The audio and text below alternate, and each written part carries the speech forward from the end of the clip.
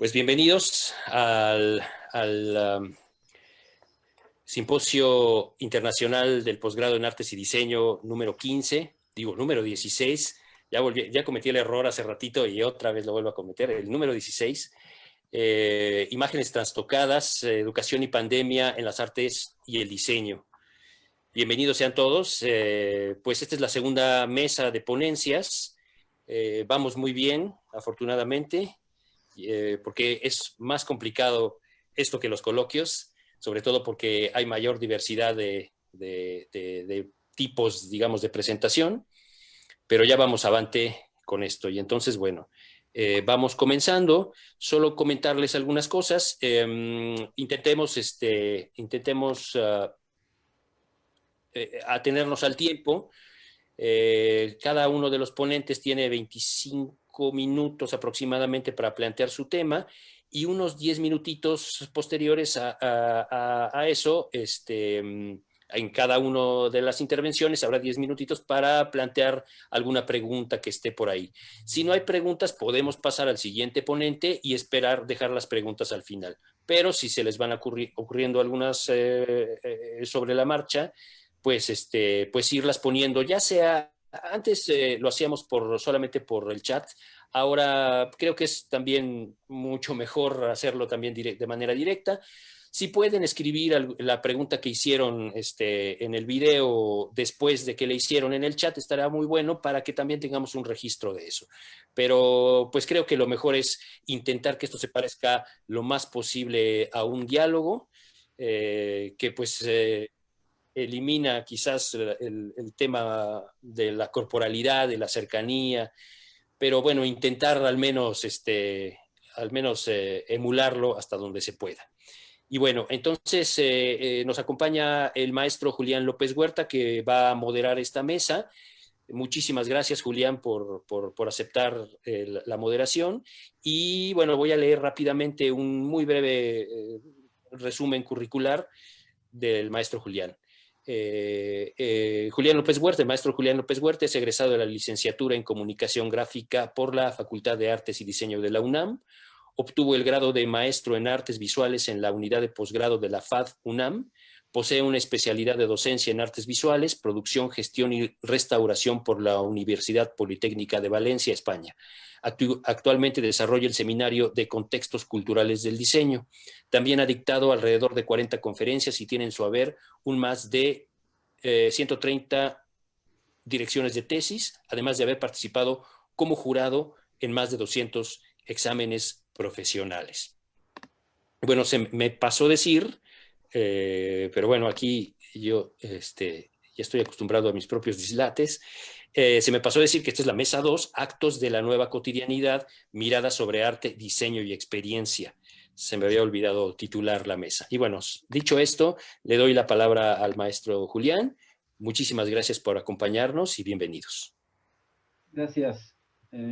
Gracias, César. Espero que me escuchen bien. No les pregunto si me veo bien porque prácticamente es imposible, pero al menos que me puedan escuchar para tener un registro de lo que estamos diciendo. Para mí es un privilegio, por supuesto, estar aquí, más que un compromiso, más que una responsabilidad, es un privilegio poder trabajar, poder acercarme a estas grandes reflexiones, a estas interesantes ponencias. Tenemos a 3 ponentes, en este caso nos acompaña Lorena Olmos, ella es estudiante del doctorado de la Facultad de Artes y Diseño de aquí, de la UNAM. En sus líneas de investigación se encuentran vinculadas al diseño y el uso de la tecnología, y bueno, a partir de eso ha generado diversos análisis sistémicos sobre los procesos de interacción humana que un usuario realiza con los temas de trabajo en la tecnología. Me parece que es completamente pertinente el planteamiento con respecto a la mesa. Y también quiero mencionar que hay muy poco acercamiento a la tecnología, tanto del diseño como de las artes, particularmente en estos procesos reflexivos. Y bueno, también nos acompaña Lisa Castro, ella es artista docente. Ella actualmente es miembro del colectivo Gimnasio de la Curiosidad, que es un colectivo interdisciplinario en busca de extrañamiento y lo inesperado en el proceso educativo por medio de las artes. Y bueno, pues el nombre lo dice claramente. Hay esta posibilidad no solamente de ir en búsqueda de nuevas formas, de nuevas realidades, sino también de la expresión, ¿no? Y bueno, por otro lado, la docencia también implica esta difusión de las ideas para nuevas generaciones. También tengo el gusto de acompañar al doctor Juan Manuel Marentes. ¿Qué puedo decir de él? Es un extraordinario escultor, catedrático, docente, persona. Además, tengo el privilegio de que sea mi amigo. Bueno, pues él es doctor por la Facultad de Artes y Diseño de la UNAM, maestro en artes visuales.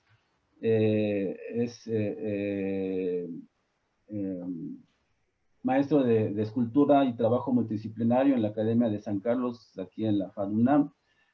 Maestro en la carrera de arquitectura en la Universidad de La Salle, maestro en iluminación de la Universidad del Claustro de Sor Juana.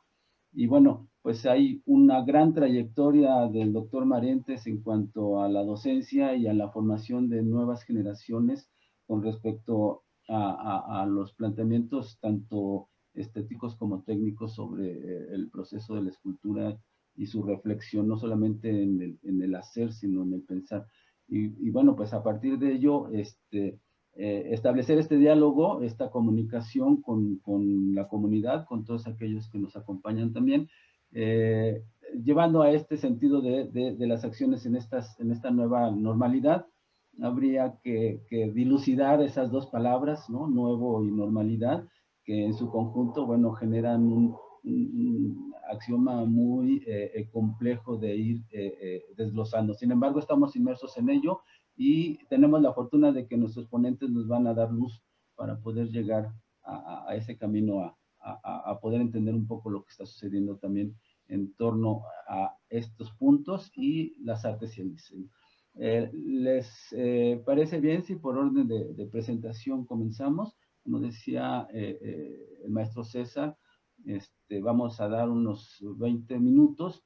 Yo les voy a hacer una seña, pues sí, de que nos quedan 5 minutos para que ustedes puedan ir cerrando sus conclusiones y no nos apresuremos en ese orden. Y después hacemos una sesión de preguntas sobre el tema del ponente. Y finalmente, bueno, pues abriremos a lo mejor otra opción para otras preguntas al final de la ponencia. Si están de acuerdo, bueno, pues comenzamos con ello. Entonces, le pediría a Lorena si está lista para compartirnos su información. Sí, sí, claro, con gusto. ¿Me escuchan todos? Sí. Perfecto. Voy a compartir pantalla. Nada más pido que me ayuden para... ¿Ya la pueden percibir? Sí. Sí, perfecto. Se ve bien. Bien. Bueno, pues muchísimas gracias por esta introducción. Y pues para mí también es un honor poder estar con ustedes y compartir reflexiones en torno no solamente a los estudios que me encuentro realizando, sino pues a partir de las observaciones, ¿no? Que este fenómeno de la pandemia pues ha originado, ¿no? En nosotros, no solamente acá en México, sino a nivel mundial. Las reflexiones que voy a compartir son en torno a la tecnología, actividades de la vida cotidiana y el diseño. Es claro que este fenómeno de la pandemia puede ser abordado y ha sido abordado desde muy diversas perspectivas y áreas del conocimiento. En este sentido, mis observaciones parten del hecho de observar un incremento en el uso de diversos dispositivos tecnológicos en nuestra vida cotidiana y que de alguna u otra forma percibimos que está afectando y modificando diversas actividades e incluso modelando algunas de ellas. Se detectó a partir de un estudio que se puede percibir una posible modelación cultural en el uso de estas herramientas tecnológicas en un sector de estudiantes universitarios que se están vinculando con las actividades recreativas y de entretenimiento. Estos fenómenos son temas de interés para el diseño, ya que nosotros también utilizamos estos dispositivos tecnológicos, estas herramientas tecnológicas, y que en diversas fases del proceso, pues nosotros también fungimos como usuarios y como consumidores de la misma, ¿no? Y es un hecho que también afecta a los usuarios para los cuales nosotros diseñamos. Entonces creo que es importante realizar estudios cada vez más específicos con respecto a lo que está sucediendo en torno al uso de la tecnología. La intención, por lo tanto, de esta plática es ver las variaciones que se están generando con el uso de diversos desarrollos tecnológicos, las posibles afectaciones y modelaciones que se están generando y el impacto que están generando, pues en este caso, en un usuario. ¿Por qué son relevantes estos estudios? Pues si ahorita estamos observando un incremento en el uso de diversas tecnologías, pues esto cada vez va a ser mucho más contundente, y es un hecho que va a afectar diversas áreas del conocimiento, diversos sectores, diversos contextos, y va a afectarnos en menor o mayor medida. Entonces sí es importante, creo yo, considerarlos. La plática que ahorita pues voy a compartir con ustedes pues parte de una reflexión en torno a qué tipo de tecnología o a qué tipo de tecnología nos estamos refiriendo, las actividades de la vida cotidiana y el estudio, ¿no? De un pequeño estudio que se realizó para tener una aproximación, ¿no? Con respecto a las modelaciones o las posibles modelaciones que se están generando. Ay, perdón, no cambia. Las actividades de la vida cotidiana pueden ser clasificadas desde muy diversos ambientes, tanto laborales, educativos, industriales, entre otros. Con base en los estudios de Takuri Hang, en un ambiente del hogar, podemos identificar 5 actividades fundamentales, vinculadas con actividades de higiene, de vestimenta, de alimentación, de continencia y de movilidad. No obstante, estos estudios, así como muchos otros, no se encuentran abordando el hecho de que muchas de estas actividades giran en torno a o al uso de diversos dispositivos tecnológicos, muchos de los cuales pertenecen a la denominada Industria 4.0, ¿sí? Y que debido a la pandemia fueron implementados de forma, diría yo, disruptiva en diversas actividades. Por consiguiente, las actividades de la vida cotidiana se encuentran determinadas de alguna u otra forma por lo que está sucediendo en esta industria, sus avances, sus desarrollos, sus enfoques, su implementación, entre otros. Realmente no he encontrado una definición precisa sobre el concepto de Industria 4.0, posiblemente porque nos encontramos viviendo pues este fenómeno y se siguen generando muchísimas afectaciones. No obstante, con base en algunos estudios, por ejemplo, de Gotzi y Jankowska, podemos observar los efectos que se están generando a partir de esta industria. Gotzi y Jankowska refieren a una aceleración y modificación de procesos en la industria, derivados básicamente de la implementación de diversos desarrollos tecnológicos. No se refieren a todos, se refieren básicamente a 3, que son el Internet de las Cosas, el Internet de los Servicios y el Smart Factory. Estos conceptos para nosotros hoy en día, creo yo, que ya no son muy ajenos ni son alejados. Creo que ya los hemos estado viviendo y hemos visto algunos de sus efectos. Incluso desde 2015, los estudios de Rothman hablan sobre que la columna vertebral de esta industria está basada en determinados desarrollos tecnológicos. Él menciona el Big Data, el Analytics, la simulación de robots, la integración de procesos a nivel horizontal y vertical, la nube, la realidad aumentada, la realidad virtual. Y con esto nosotros podemos percibir, en verdad, una amplia gama de tecnología de tipo interdisciplinario y con diferentes niveles de desarrollo y de madurez, así también como de disponibilidad. Sus efectos que podemos observar van desde la digitalización hasta lo que es la automatización de procesos. Asimismo, podemos observar también efectos de relativización del tiempo hasta procesos just in time. No obstante, acá también viene una reflexión. Podemos mencionar y citar un sinnúmero de desarrollos tecnológicos y de inversiones que la industria 4.0 está delegando precisamente para la implementación de este tipo de desarrollos, pero son muy pocos los estudios que se están efectuando en relación a las posibles afectaciones y a las afectaciones que se están generando en las relaciones que existen entre el usuario y determinado uso de los dispositivos tecnológicos o desarrollos tecnológicos. No solamente en un usuario, en comunidades de individuos, ¿no? Y hasta como consumidores. Estas observaciones también nos involucran a nosotros y a nuestras áreas del conocimiento, ya que, como mencioné, en diversas partes del proceso nosotros nos volvemos usuarios, en otras consumidores, ¿no? Pero también nosotros podemos utilizar esta tecnología y lo que está implementando la industria 4.0 para cambiar la forma en cómo analizar los fenómenos desde nuestras áreas de estudio, ¿sí? Abordarlos de forma diferente y de forma cada vez más específica. A su vez, nosotros también vamos a empezar a escuchar, y ya lo estamos viviendo, de la implementación de diversos tipos de conceptos que no son pertenecientes a nuestras áreas, que son descontextualizados y que nosotros estamos ya utilizando, ¿no? Como parte de este fenómeno que nos está pues permeando.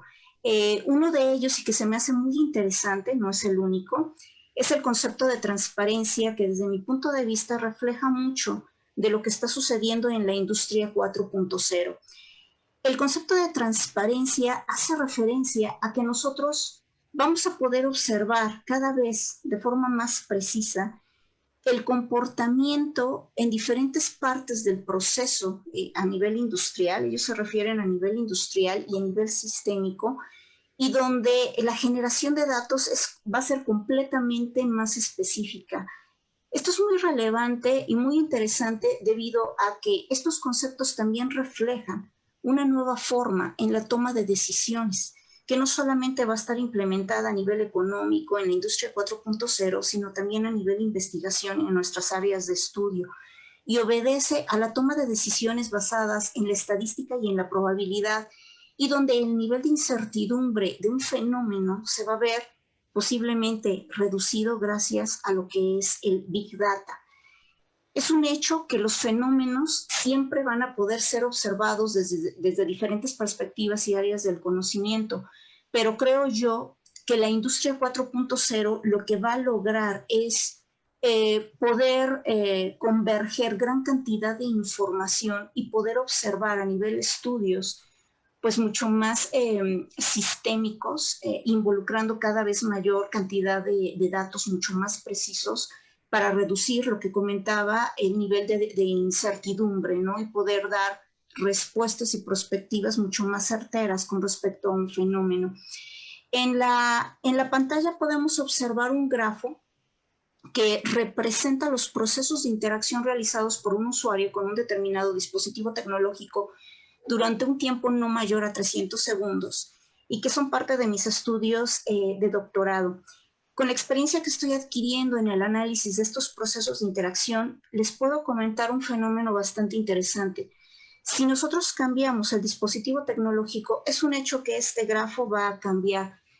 Vamos a poder observar diferentes tipos de densidades y lo más interesante y más importante va a ser que los procesos de interacción entre los actantes van a variar y eso afecta precisamente a la forma en cómo interactuamos con un determinado dispositivo tecnológico.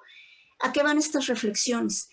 A que pues nos vamos a acercar o ya estamos viviendo una realidad con la proyección, ¿sí?, de la incorporación de cada vez más dispositivos y recursos tecnológicos a nuestra vida cotidiana. Y nosotros debemos utilizarlos con un enfoque mucho más preciso, realmente mejor adaptados a nuestras necesidades y no por las limitantes que estos nos están generando, ya que es un hecho, siempre van a generar modificaciones y alteraciones en nuestros procesos de interacción. A partir de estas reflexiones, por lo tanto, se hicieron algunos estudios con un determinado sector de universitarios. Se encuestó a 115 usuarios universitarios pertenecientes a las áreas de humanidades e ingeniería, donde se trató de tener una aproximación a las posibles modelaciones que se están generando con este sector a partir de la implementación de determinados recursos tecnológicos a partir del fenómeno de la pandemia de COVID. Tenemos resultados bastante interesantes que les voy a compartir a continuación. el 100% de los usuarios dijo tener o resolver diversas actividades de la vida cotidiana a partir del uso de diversos dispositivos tecnológicos. Dentro de este sector de usuarios, el 87% hace un uso del diario en promedio de 5 a 10 dispositivos para resolver diversas actividades de la vida cotidiana.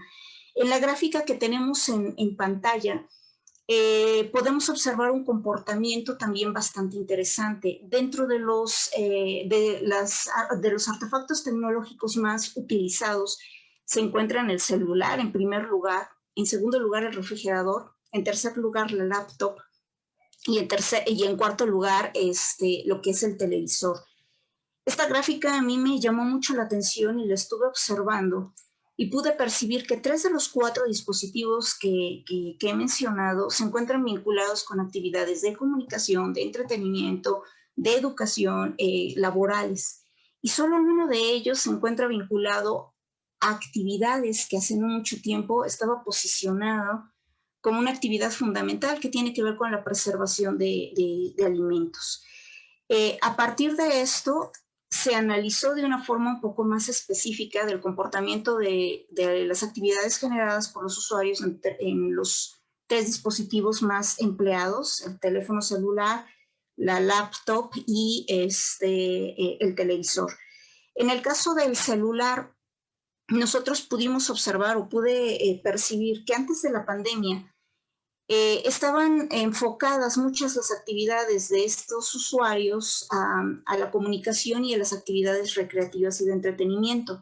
Y durante la pandemia se adaptó una actividad más, que fue la relacionada con factores de educación, lo cual resulta pues muy lógico por el sector al cual nos estamos refiriendo.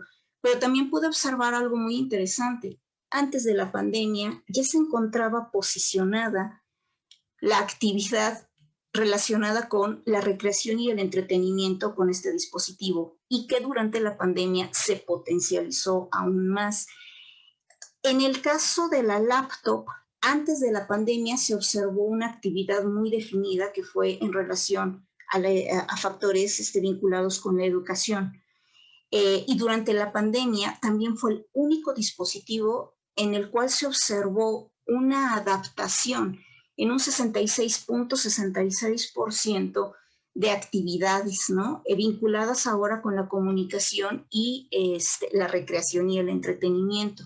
Sí, nuevamente llama mucho la atención el posicionamiento de esta actividad en 2 dispositivos completamente diferentes. En el caso del televisor, también se observaron pues, un fenómeno bastante interesante.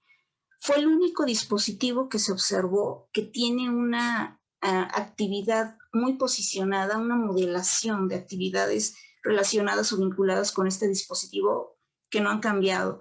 Antes de la pandemia se vinculaba con actividades recreativas y de entretenimiento y durante la pandemia se potencializó en un 15%. ¿Sí? También fue muy interesante observar la percepción de los usuarios en relación a la resolución de diversas problemáticas presentadas durante la pandemia. El 98.2% de los usuarios tiene una percepción positiva. Respondió que la tecnología le había ayudado a solventar diversas problemáticas presentadas durante la pandemia y le sigue ayudando a resolver diversas problemáticas. De estos usuarios, el 25.2% también dijo haber presentado diversas problemáticas. Estas gráficas también para mí son muy interesantes y relevantes comentarlas, porque la tecnología a la cual nos estamos refiriendo, pues realmente tiene muy poco tiempo en que se ha adaptado a nosotros y nosotros también nos hemos adaptado a la tecnología, ¿sí? Y su masificación pues realmente pues ha demostrado un alto nivel de desarrollo de estudios multi, inter y transdisciplinares. Podemos mencionar, digamos, a diversos autores, desde Alan Kay, Jerome Bruner, Lanier, Brooks, entre muchos otros, ¿no? Que han contribuido precisamente desde Babbage, ¿no? A que esta tecnología sea altamente eficiente. Sí, es muy interesante la tecnología la cual con la cual nosotros nos encontramos conviviendo. Entonces, algunas observaciones realizadas hasta el momento las podemos clasificar en 5 factores. Básicamente una potencialización en el uso de diversos dispositivos tecnológicos durante la pandemia. ¿Sí? La generación y adaptación de nuevas actividades vinculadas a estos artefactos tecnológicos. La modelación de algunas de estas actividades, y también se siguen presentando problemas, ¿no? Eso es un hecho. Ahora, en relación al diseño, se pueden realizar, desde mi punto de vista, reflexiones pues también bastante interesantes y con base en la experiencia del análisis que he estado realizando en diferentes dispositivos tecnológicos. Y les puedo compartir que cada uno de estos dispositivos tecnológicos tiene características muy diferentes, no solamente a nivel físico, sino también a nivel características pues sensoriales. ¿Sí? Y esto origina procesos de interacción completamente variados que van modelando en mayor o menor medida diversas actividades de la vida cotidiana. ¿Sí? Se pueden observar procesos lineales, no lineales, procesos que determinan y limitan la acción del usuario, así como la repetición de tareas, entre muchos otros. También estos procesos, podemos observar, distorsionan aún más la construcción de la realidad de un usuario. Y dependiendo de la tecnología a la cual nosotros estemos haciendo referencia, puede generar incluso hasta inmersión o lo que son la construcción de realidades alternas. ¿A qué vamos con esto? Pues nos estamos refiriendo a un fenómeno demasiado complejo en el cual, creo yo, no podemos tomar determinaciones pues muy a la ligera. Se tiene que estudiar a profundidad y analizar pues de manera cada vez más precisa el fenómeno que está originando, no la tecnología en términos generales, sino cada uno de los dispositivos tecnológicos con los cuales nosotros estamos interactuando para poder realmente darles un enfoque preciso y que nos ayude en la resolución de diversas problemáticas. Ya no se trata hoy en día de considerar a los dispositivos tecnológicos solamente como soporte de información. Realmente ya debemos de empezar a reflexionar en que son una indiscutible herramienta de creación y construcción de procesos de interacción sistémicos que afectan a un usuario y que pueden ser destinados a diferentes áreas, ¿sí? Como las del aprendizaje. Es muy interesante esto. Y estoy ya en el apartado de las conclusiones y también puedo generar otro tipo de reflexiones para concluir lo que es mi participación. Realmente, pues este tipo de investigaciones plantea nuevos retos debido a que los objetos a los cuales nos estamos refiriendo son de génesis intercultural y lo que están generando son modelaciones de tipo culturales. Estas modelaciones las podemos observar desde cómo diseñamos, desde cómo interactuamos con este tipo de tecnología, cómo modificamos nuestros rituales, cómo reducimos procesos de interacción, cómo hibridamos procesos. Y una aproximación a estos estudios son los resultados que les pude compartir de observar una posible modelación de actividades con un sector universitario vinculados a la recreación y el entretenimiento con este tipo de tecnología. A su vez, también es importante considerar lo que está sucediendo en la industria 4.0. Es un hecho que en un corto o mediano plazo cada vez va a ser más la forma en cómo nos va a permear el desarrollo que están enfocando precisamente en esta industria y nos va a afectar en mayor o menor medida en diversas áreas del conocimiento. Entonces creo que es importante analizar, observar todas las posibles afectaciones que esté generando la interacción con las diversas herramientas tecnológicas y estudiarlas de forma más precisa para poder hacer un mejor enfoque con el uso de estas tecnologías creo yo que tampoco se trata de negarla, de hacerla a un lado, sino se trata realmente de estudiarla para que la podamos utilizar, en verdad, comentaban en la mañana, como extensora de habilidades, ¿sí? Y que realmente nos pueda ayudar en la construcción, en este caso, de conocimientos y de diversos tipos de procesos. Bueno, en pantalla tengo algunas de las referencias que utilicé para el desarrollo de esta plática. Y bueno, antes de continuar, en verdad quiero agradecer este tipo de espacios que para nosotros, creo yo, pues resultan muy enriquecedores. Podemos compartir experiencias, observaciones, y pues son verdaderos espacios de difusión del conocimiento. En verdad, muchísimas gracias a César, que ha estado al pendiente de cada uno de nosotros y que pareciera fácil, ¿no? Estar acá, nada más pulsar un botón, dar nuestra plática, ¿no? Pero realmente requiere una gran inversión de tiempo, una gran logística y un gran esfuerzo. Entonces, en verdad quiero agradecer pues estos espacios, mi contacto, eleolmospi@gmail.com, y por mi parte, pues son las reflexiones que quería compartir esta tarde con ustedes. No me resta más que agradecerles lo que es su atención, y pues creo que pasamos a la sesión de preguntas y de respuestas. Sí, sí, gracias. Vamos a solicitar que si tienen alguna pregunta nos las hagan saber, nos las hagan llegar.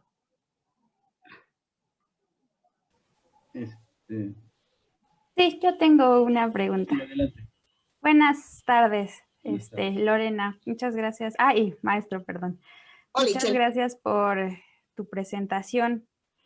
Yo quería preguntarte, me surge aquí una curiosidad un poco. Uno de los asuntos con la tecnología y con las, digamos, necesidades tanto cotidianas como laborales y en muchos sentidos, es que existen necesidades que pareciera que ya están tan interiorizadas que las vemos como si fueran necesidades naturales, por así decirlo, pero en realidad son necesidades que han sido generadas por la misma tecnología. Claro. Es decir, muchas veces algunas de las maravillas que nos quieren, que se promueven de estas tecnologías es, por ejemplo, que vamos a tener más tiempo libre, que la máquina se va a encargar de hacer esa actividad que nosotros no queremos y vamos a tener más tiempo libre, y ese tiempo libre justo lo vamos a ocupar, ¿para qué? Pues para pasar más tiempo en redes sociales. O sea, como si esa necesidad de redes sociales, por ejemplo, de ciertas cosas, fuera algo intrínseco de nosotros, cuando no, en realidad muchas de nuestras necesidades son creadas por esa misma tecnología en este vórtice, pues suena un poco como muy usado, pero un poco capitalista. Entonces, mi pregunta es, ¿en qué momento como diseñadores y, bueno, a lo mejor también en tu análisis específico, interviene esta distancia crítica que deberíamos tomar para bueno, poder cuestionar qué de estas necesidades que estamos cubriendo a partir de la práctica del diseño, o sea, realmente pues están, no que no aporten, no que hay algunas que no aporten y otras no, pero pues sí, ¿cómo podemos ser más críticos en lugar de simplemente dejarnos llevar por esta inercia de, pues, existen estas necesidades y quién sabe de dónde hayan salido, quién sabe a qué intereses obedezcan, pero pues ahí nos vamos? Esa es la pregunta un poquito. Claro, no, es una pregunta y una reflexión, creo yo, bastante interesante. Lo que tú ahorita estás comentando, obedece a que la tecnología per se, sí, a partir de sus funciones técnicas, nos obliga a nosotros a interactuar con ella de una forma obligada, sí. Ejemplo, si yo quiero generar o crear mi correo electrónico, no hay manera en que yo pueda negociar con la tecnología y hablarle, ¿no? Todavía no está desarrollada la inteligencia artificial, ¿no? Pero en a un nivel pues, pues bastante excelso, ¿no? Pero yo no puedo negociar con la tecnología y decirle, oye, por favor, créame mi correo electrónico. La tecnología modela actividades a partir de sus funciones técnicas que te ven obligada a ti a interactuar con ella de una forma que ella misma lo pide, y estas solicitudes son a partir de estudios de los desarrollos de esta misma tecnología, ¿no? Y esta misma tecnología es intercultural, entonces también nosotros estamos interactuando con ella a partir del desarrollo, pues de la visión en este caso pues de las industrias que se están generando, que están pues desarrollando toda esta infraestructura. Eso por una parte. Y por la otra obedece a factores socioculturales, ¿no?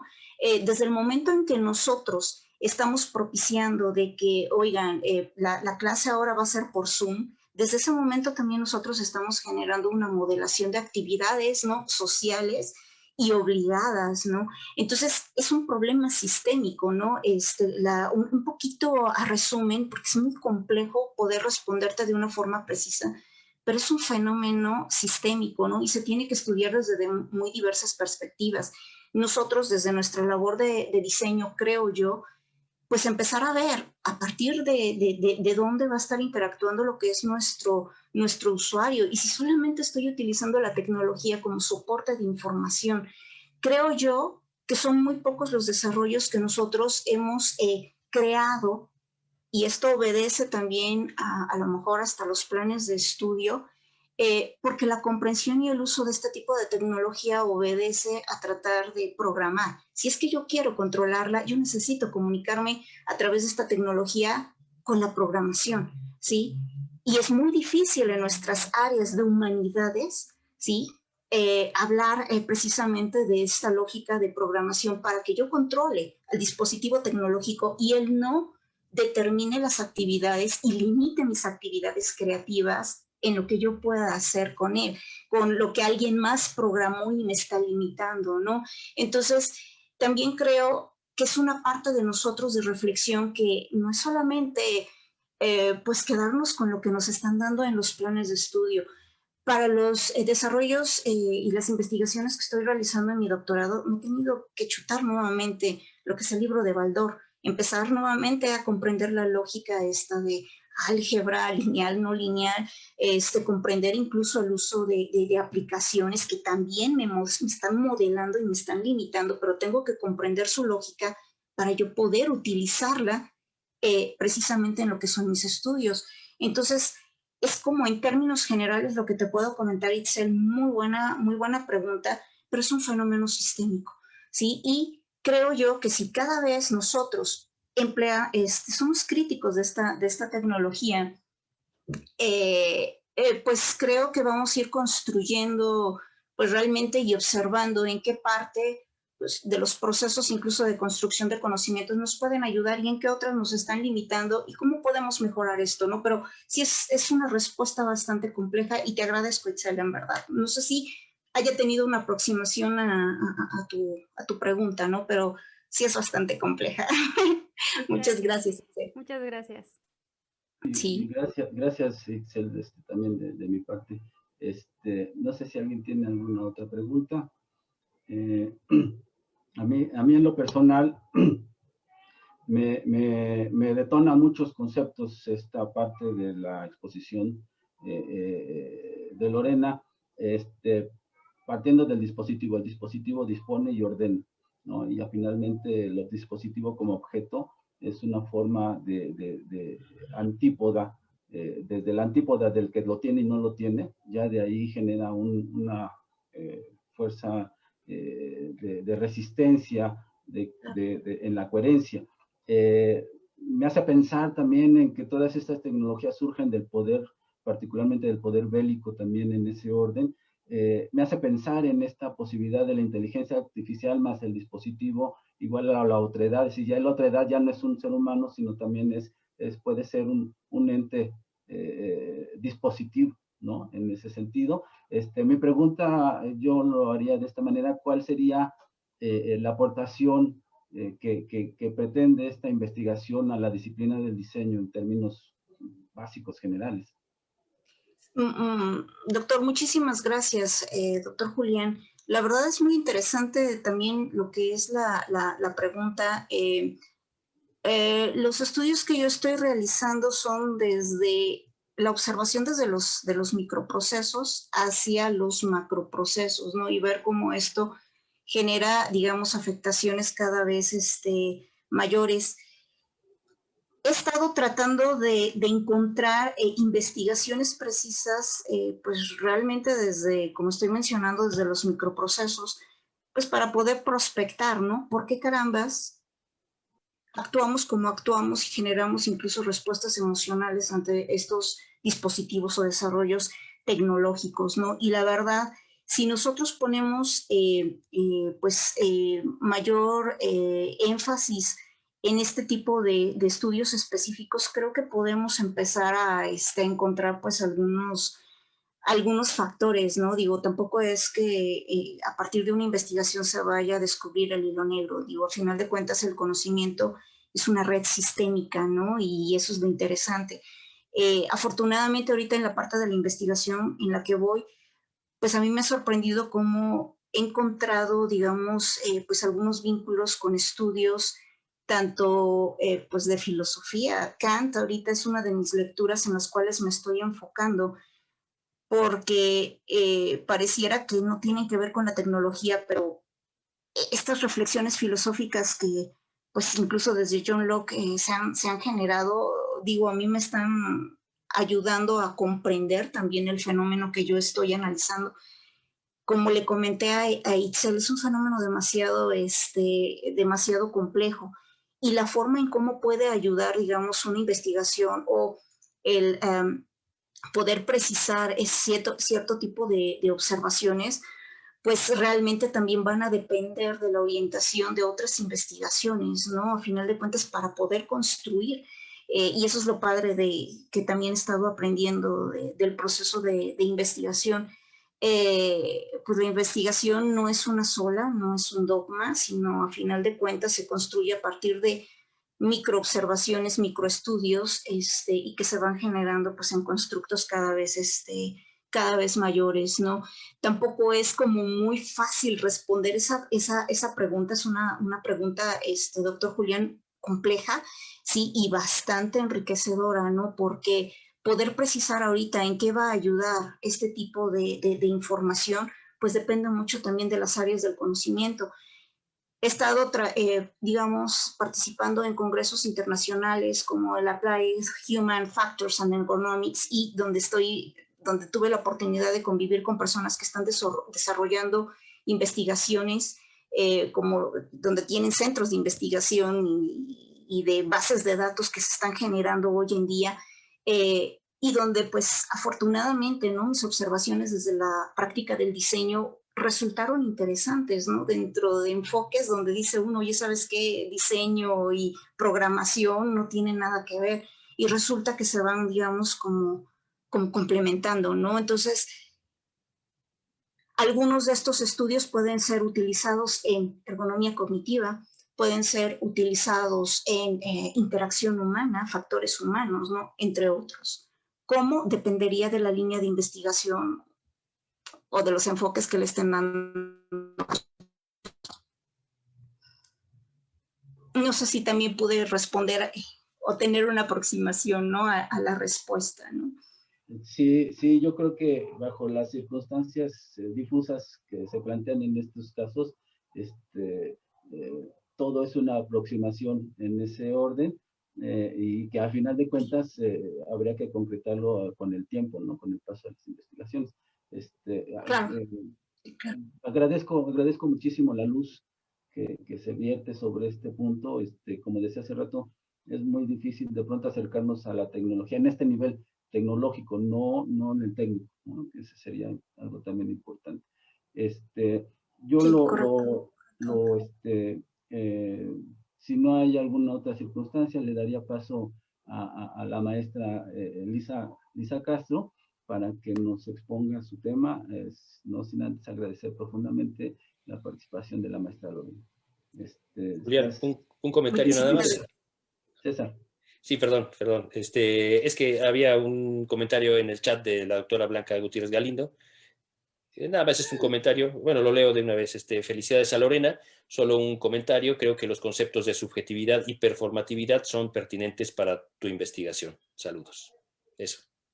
Muchas gracias, doctora, le agradezco en verdad. Y con todo gusto los investigo. Gracias a la doctora Blanca, siempre precisa en sus apuntes.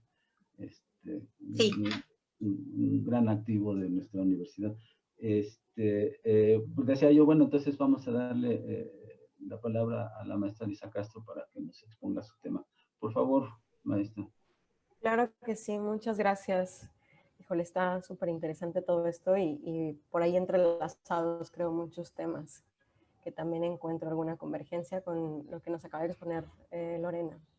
Bueno, pues les voy a compartir la pantalla, es una presentación muy breve. De pronto ahorita me sacó el internet, entonces espero que no pase, pero por si acaso los pongo al tanto. Okay. Ahí ya se ve la presentación. Sí, ya se ve. Ok, perfecto. Bueno, pues mi ponencia se titula Educación Estética para encontrar nuevos canales de voz. Bueno, les platico un poco también de dónde vengo para que estemos en el entendido desde dónde me estoy situando, ¿no? Para plantear esta reflexión. Acabo de concluir mis estudios de maestría en desarrollo educativo por parte de la Universidad Pedagógica Nacional, que tiene un convenio con el Centro Nacional de las Artes para realizar esta línea de investigación que es el de la educación artística. Entonces, yo soy egresada también de la UNAM, pero en la licenciatura en Literatura Dramática y Teatro, por lo tanto, pues provengo de las artes escénicas, ¿no? Lo mío es justo desde las artes escénicas y sobre todo el tema de cuerpo, que es uno de los temas pues, que más, con los cuales nos hemos enfrentado actualmente, que han causado pues, mayor problemática, ¿no? Entonces, bueno, a partir de esto, con esta convocatoria que hacen para reflexionar en este simposio, me acuerdo que justamente la convocatoria, como bien ya mencionaron también en la inauguración de la mañana, hay 3 ejes de reflexión. Uno de ellos es el de educación en transición, impas, no callar, ¿no? Y justo decía en la convocatoria, y el silencio ahí. Y esa frase para mí fue muy detonadora, porque justo me puso a pensar en este silencio que estamos viviendo actualmente del otro lado de las pantallas, ¿no? ¿Cómo es que yo actualmente que me encuentro impartiendo clases de teatro a nivel bachillerato y también ya a nivel de maestría en el siguiente ciclo escolar, me encuentro de pronto con un montón de voces en mi cabeza como artista, como docente, pero con un silencio que se vuelve apabullante del otro lado de las pantallas, ¿no? Pareciera que en esta época llena de información, de las cuales han abierto una inmensidad de redes sociales, de canales en los cuales nos plagamos de videos, incluso las mismas propuestas artísticas nos hemos tenido que mudar a todo este medio digital y virtual, que creo que por ahí las artes visuales nos llevan bastante ventaja en este caso, pero creo que las artes escénicas anteriormente era imposible pensar, o bueno, quizás sí había ya algunos indicios de educación artística, ya sea de música, de teatro o de danza por medio de la virtualidad, pero seguíamos muy prendados a la presencialidad, ¿no? Al cuerpo, al estar presentes. Pero bueno, de pronto nuestros jóvenes, lo veo muy claramente con mis alumnos, con mis alumnas, están plagados de información, ¿no? O sea, el tema ya actualmente no es la falta de información, ahora hay un exceso de información, pero ¿qué hacemos con esa información y con todos estos productos que estamos recibiendo, pues casi sin filtros, ¿no? Y en ese sentido pongo aquí como todas estas, digo, y son solo algunas, digamos como de estas plataformas, de estas páginas, de estas aplicaciones que actualmente han tenido un realce para toda nuestra vida, o sea, nuestra vida no no solo en la cuestión educativa, sino nuestras relaciones sociales se han volcado a ser mediados por la virtualidad. Y no hago una categorización en este momento, pero sí una distinción de aquellas que son pues las redes sociales conocidas por todos, que nos sirven para estar en comunicación con los demás, para dar también cabida a producciones culturales e incluso artísticas. Actualmente también gracias a estas plataformas y estas aplicaciones pues hemos podido ver no solo el producto artístico, sino los procesos que se han vuelto parte importante de lo que estamos viendo actualmente en el Internet. Por otro lado están aquellas que son herramientas que nos sirven ya sea para dar clases, para los propios diseños, para para las actividades a las cuales nos dediquemos, son esas herramientas que nos facilitan ese trabajo. Y por otro lado están aquellas en las cuales son plataformas educativas, ¿no? Pero son plataformas educativas que yo me he metido como para curiosear un poco, en las cuales estamos replicando nuevamente como este sentido de la educación artística tradicional, en el cual pues están haciendo énfasis en la producción y en la transmisión de técnicas y de formas. Entonces pienso, bueno, ¿en dónde queda la reflexión? ¿Dónde está ese lugar en el cual los chicos, los jóvenes actualmente pueden encontrar su propia voz? Pareciera que plagados de toda esta información y de todas estas posibilidades, en una paradoja su voz de pronto se queda callada o se queda en mute, ¿no? Entonces yo encuentro en la educación estética esta posibilidad. Esta investigación, bueno, actualmente la tengo como pensada desde estos medios virtuales, desde la educación a distancia, pero pues ya llevo 2 años de trabajo en este tema de la educación estética como un acompañamiento de la educación artística. Muchas veces se piensa que al nosotros estar llevando prácticas de educación artística se da por hecho la educación estética y no es así. Incluso en los centros de formación, yo lo hablo desde mi propia experiencia estudiando teatro, en la Facultad de Filosofía y Letras se pensaría que hay pues un acercamiento, ¿no? a toda esta disciplina que es la estética y no es así. Se aboca más hacia la transmisión de técnicas, hacia el perfeccionamiento de las técnicas escénicas, un poco también como al estudio de la historia del arte, pero no en sí a estos procesos de percepción y que actualmente tienen mucha relevancia en el arte que estamos produciendo, este arte ya relacional, ¿no? Que habla directamente en su sentido de comunicación con el otro. Y bueno, en ese sentido me planteo algunas preguntas para reflexionar. Una de ellas, la primera que les leo, es cómo transformar toda esa información que nos deviene en conocimiento. Cómo toda esa información que está circulando actualmente en redes sociales y cómo también todos esos productos que pueden ser de ocio o pueden ser productos culturales o artísticos, pasan a través de nosotros y nosotros podemos a partir de ellos también incentivar en nuestros alumnos y nuestras alumnas un proceso creativo, no solo de repetición, ¿no? Cómo toda esa información pasa también por los afectos. Muchas veces mediados por la virtualidad, los afectos quedan como un poco de lado, ¿no? Pareciera que lo que está ahí detrás de la pantalla no es una persona, sino una imagen. Y entonces, ¿qué pasa con esta experiencia educativa que necesariamente tiene que transitar también por los afectos, por las emociones, para entonces llegar a un punto en el cual esa información se vuelva conocimiento realmente y que no quede solo como datos y datos y más datos que pasan a través de la pantalla?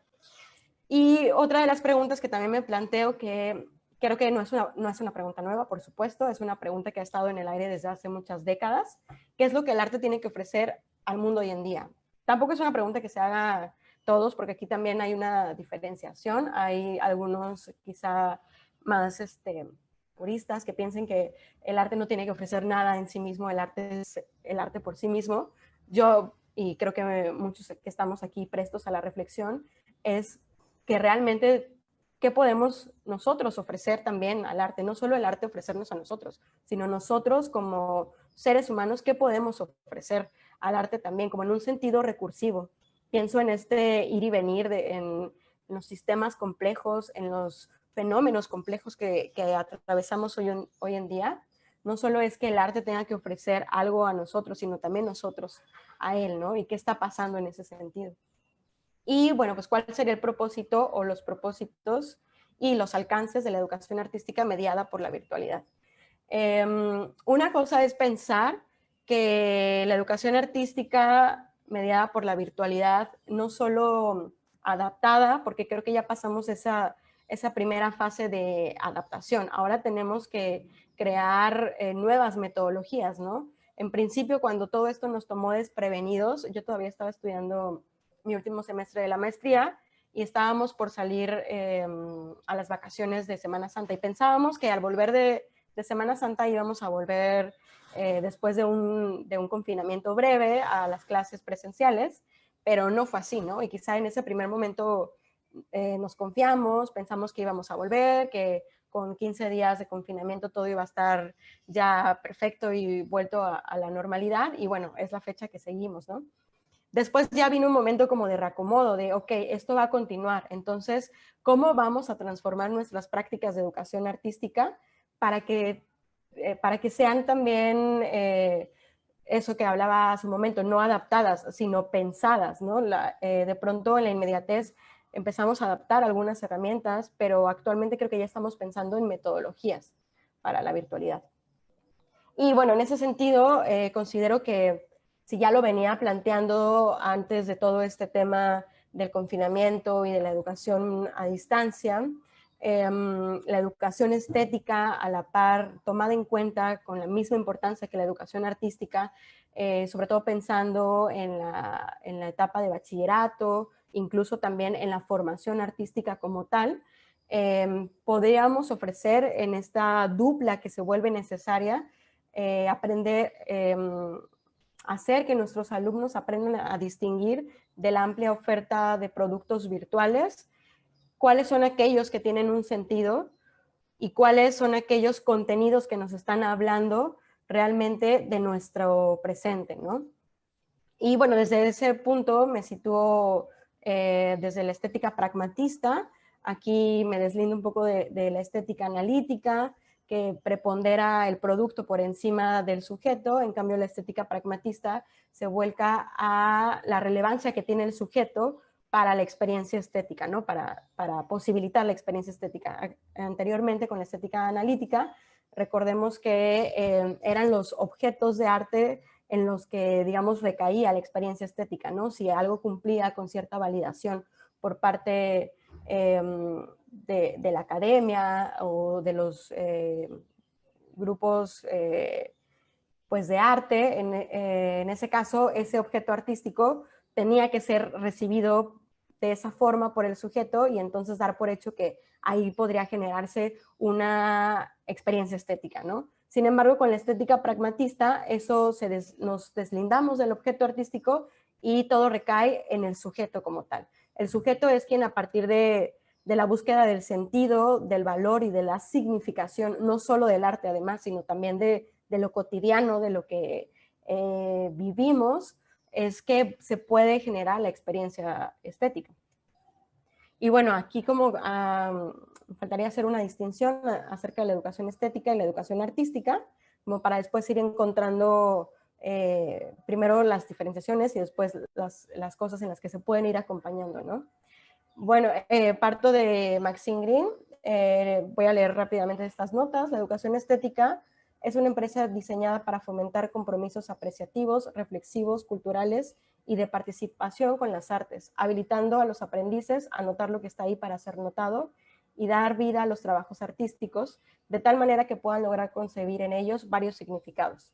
Cuando esto ocurre, se establecen nuevas conexiones de la experiencia, se forman nuevos patrones y se abren nuevas perspectivas. Estamos hablando aquí de compromisos apreciativos, dice, reflexivos y culturales de participación con las artes, no de educación artística como tal, ¿no?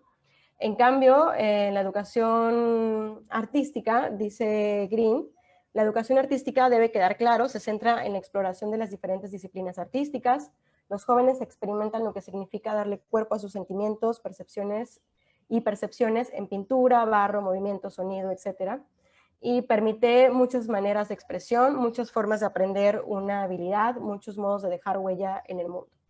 Digamos, en ese sentido, que la educación estética es, creo que aquí voy a dejar de compartir. Denme un segundo.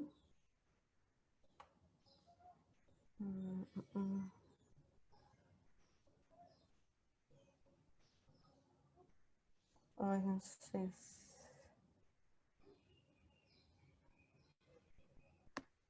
Ahí se sigue compartiendo la pantalla, ¿verdad? Sí, aún. ¿Quieres que salga yo de la pantalla o quieres compartirlo? Ya, Ya está. ya está. Listo. Ajá. Bueno, en ese sentido, es que estoy sudando un montón porque les comentaba que estoy en el puerto de Acapulco, entonces aquí estamos a otra temperatura. Bueno, estamos hablando de la educación estética para fomentar este sentido apreciativo, no solo del arte, sino también del entorno, y en ese sentido también crear una postura reflexiva acerca de lo que acontece en la actualidad, ¿no? Si damos por hecho que la educación estética se encuentra ya dentro de la educación artística, estamos perdiendo toda la posibilidad que nos brinda la educación estética de dar esos nuevos canales de voz para abrir la reflexión. Uno de los motivos también que encuentra Maxine Greene es justo pensar en que desde la educación artística, no solo para formar artistas, sino también para crear una noción crítica ante lo que sucede en la actualidad y quizá de alguna forma encontrar nuevos posicionamientos ante el mundo y mejorarlo desde un sentido más crítico, ¿no?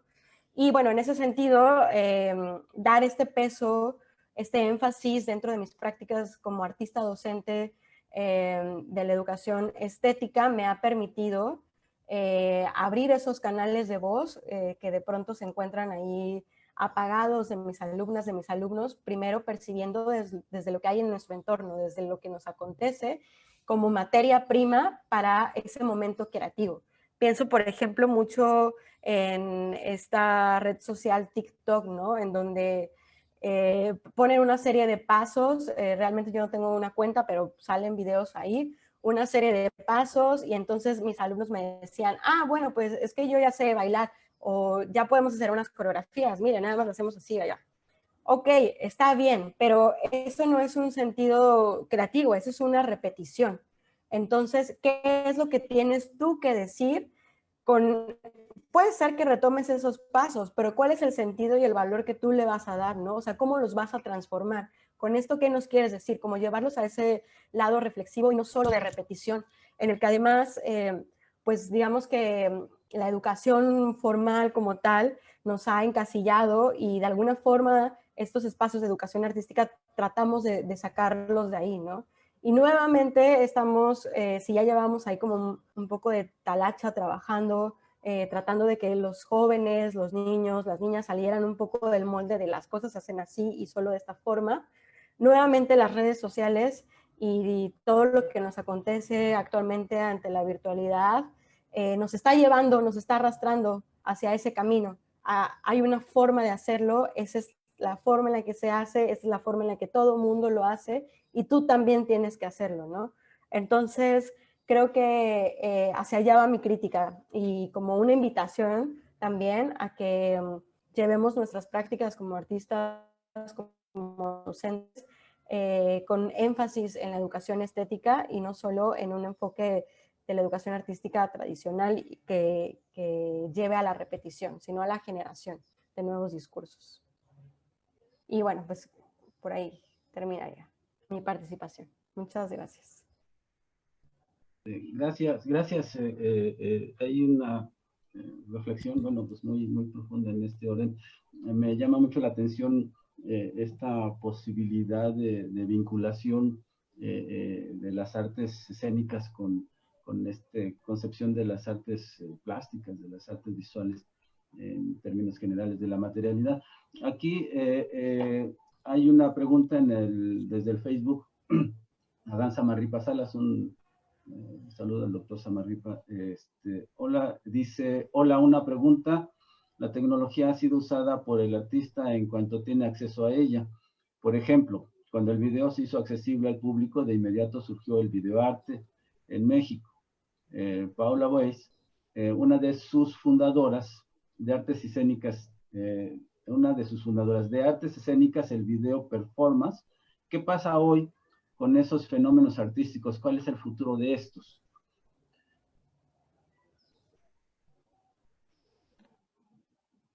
Sí, bueno, sí, creo que esa observación que hace, que también en una de las ponencias en la mañana, no me acuerdo cuál de los invitados, justamente hacía esta aclaración de que el arte siempre se ha valido de las innovaciones tecnológicas, ¿no? Muchas veces se piensa erróneamente que tecnología es solo el internet, la computadora y el teléfono celular, ¿no? Pero tecnología, como bien sabemos, es desde un lápiz hasta cualquier cosa que haya sido innovadora en su época. Y el arte se ha valido de cada una de estas innovaciones. Actualmente, pues, también nosotros como artistas nos hemos valido de estos medios virtuales y de estas plataformas. Como mencionaba al inicio, una de las posibilidades que se han abierto es no solo el de dar a conocer un producto, sino parte del proceso. Actualmente podemos encontrar muchos videos en donde somos también partícipes de cuál fue el proceso del artista para llegar al producto. Y al final el producto creo que se vuelve lo de menos, y lo que se vuelve interesante es ver al artista concibiendo como en ese proceso, ¿no? En ese proceso de poiesis, de producción. Y bueno, creo que estamos ante una época que también nos da muchas posibilidades, pero creo que todas estas posibilidades, si no son reflexionadas y pensadas, pues al final solo van a ser como adorno, ¿no? Creo que pienso en un sentido de crítica también, de no solo porque esto sea lo que está ahora, tengo que tomarlo. Sí está la posibilidad, y también como mencionaba, hay muchas plataformas que nos brindan herramientas para el diseño, para también incluso ya las clases de música, para que no haya tanto desfase, eso digamos en función de lo técnico. Pero no porque estén ahí tenemos que tomarlas. Creo que la contemporaneidad del artista sí está puesta también en hacer uso de las herramientas tecnológicas de su época, pero sobre todo de una visión crítica ante los problemas que acontecen en el discurso de su arte. No sé si contesto. Sí, sí, gracias. Esperemos que se haya acercado la respuesta al doctor Samarripa. Si hay alguien más que quiera participar, aquí la doctora Blanca. Perdón. No. Nada más leo el comentario de la doctora Blanca. Dice que, Lisa, muy interesante su intervención, pero yo me pregunto si no necesitamos nuevos conceptos para pensar, comprender los desafíos de hoy, que hoy enfrentamos. Sí, claro que sí, totalmente. Justo creo que ya está siendo momento, como también hablaba un poco en la ponencia, primero nos agarró desprevenidos, ahora ya estamos justo trabajando en eso, ¿no? En no solo la adaptación, sino en la conformación de metodologías y también de marcos de análisis para lo que está aconteciendo actualmente. Creo que un poco adelantado a la época, pero que tiene también todo que ver, es ocurrió con el arte relacional, ¿no? Actualmente el arte que encontramos, que no solo pondera en la importancia del producto, sino en la relación y la comunicación que se genera con estos dispositivos, pues creo que tendría también muy pertinente para una reflexión actualmente. Ok, igual esperemos que se haya acercado también esta reflexión a los intereses de la doctora Blanca. Bueno, dice gracias la doctora. Itzel, ¿ibas a hacer una participación, por favor? Sí, gracias. Pues gracias, Lisa, por tu intervención. Creo que sí es una preocupación compartida esta que tenemos por la educación artística. Yo me quedé un poco confundida. esta postura, tú comentas, haces esta diferenciación entre educación estética y educación artística.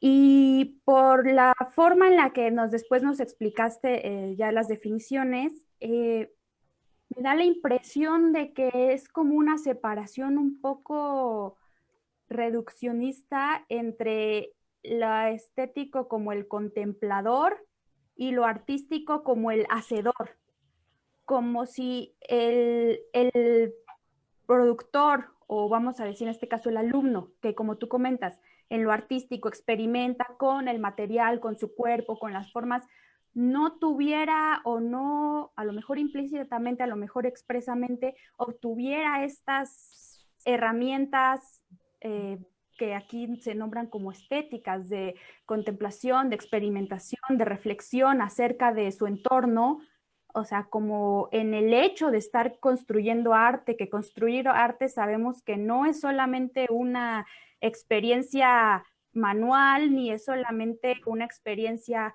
corporal en el caso de lo escénico, ni es solamente una experiencia visual en el caso de lo pictórico o lo fotográfico. O sea, es una forma de estar en el mundo, de percibir también el mundo, y yo creo que sí habría que sí como que pensar un poquito estas separaciones que hacemos. Por ejemplo, la separación entre educación artística y educación para el arte que hace Herbert Reed es como esta formación necesaria que todos deberíamos tener en términos de los elementos artísticos y las sensibilidades que se generan, y la otra es la formación expresa de artistas. Entonces, pero yo creo que no podemos desvincular una de la otra, incluso cuando la noción de estética sea muy problemática ya en la actualidad, sobre todo con cuestiones como el arte contemporáneo. Incluso ahí yo creo que lo que tú propones como estético sigue siendo muy válido, pero sí creo que es un poquito ahí extraño hacer esta separación.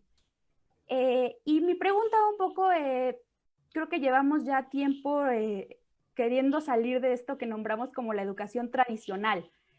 Y sí, estoy de acuerdo en que lo que están haciendo muchas, y llevan tiempo haciendo muchas de las herramientas digitales para la docencia y la educación, simplemente es replicar estas mismas prácticas que nosotros aplicábamos en el salón o el aula de clases.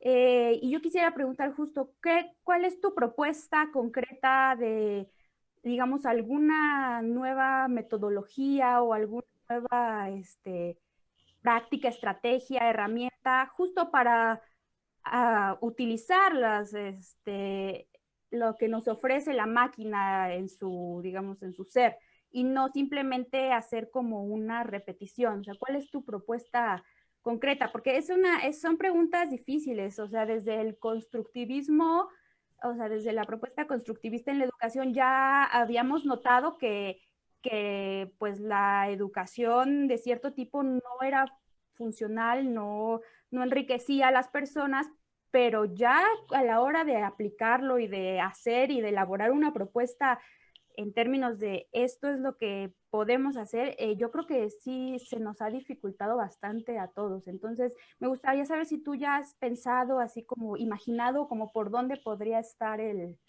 ahí alguna forma. Ya. Sí, Itzel, muy interesante esta reflexión que haces inicialmente antes de la pregunta.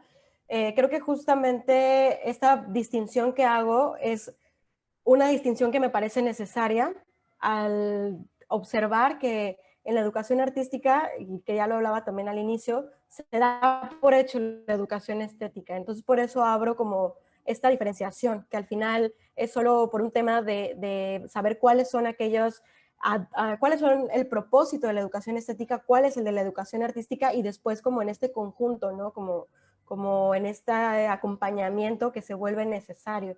No en una cuestión de que solo en la educación artística vamos a trabajar por medio de la técnica y el artista o el aprendiz no está sintiendo, no está también conversando con la producción, ¿no? Como de forma mecánica, como que pareciera de esta forma, pero no es así. Incluso también pensar que también hay un autor, Jaws, quien habla de que hay 3 momentos en los cuales puede suceder la experiencia estética como tal, ¿no? Un momento es el momento de percepción, otro es el momento de producción y otro es el momento de comunicación.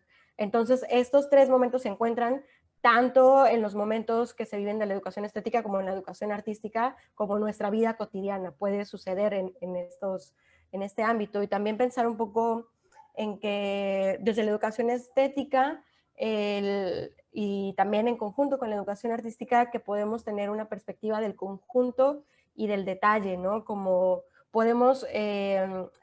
sí, por ejemplo, específicamente en la educación artística, estar trabajando en las producciones que van a dar un producto nuevo o una forma o una instalación, llámese como se le quiera llamar, pero en el cual podemos ser también conscientes de alejarnos un poco, de separarnos un poco de ese yo artista y de verlo también desde fuera, ¿no?